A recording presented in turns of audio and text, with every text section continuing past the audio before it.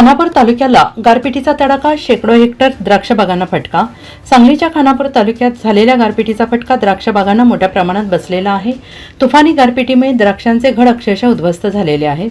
भिवघाट, करंजे, बानुरगड, पैशीसह आसपासच्या गावांमध्ये गारपीट आणि वादळी वाऱ्यासह जोरदार पाऊस सुरू झाला आहे। या गारपिटीमुळे द्राक्ष बागांमधील घडांना मोठा फटका बसून शेतात अक्षरशः द्राक्ष मण्यांचा खच पडला आहे।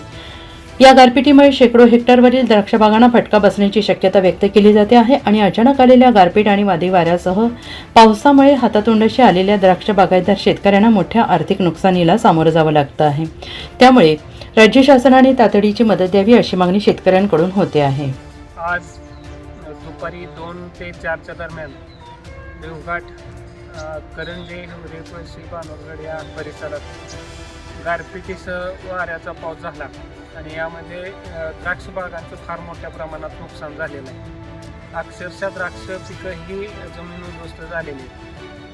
द्राक्षांचा सडा अगदी जमिनीवर बसेल इतपत सगळ्या द्राक्षांचं नुकसान होऊन शेतकऱ्यांवर अत्यंत दुर्दैवी वेळ आलेली असून द्राक्षाचं प्रचंड मोठं नुकसान झालेलं आहे। त्यामध्ये पूर्ण वर्षाचं जे मेहनत असते शेतकऱ्यांची ते पूर्णपणे वाया गेलेली आहे।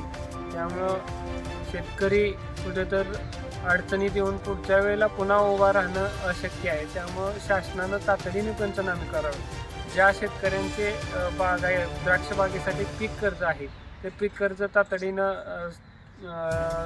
माफ करून पुन्हा पिकं घेण्यासाठी नव्यानं पीक कर्ज शासनानं देऊन शेतकऱ्यांना उभं करणं काळाची गरज आहे अशी विनंती या ठिकाणी आम्हाला करायची आहे।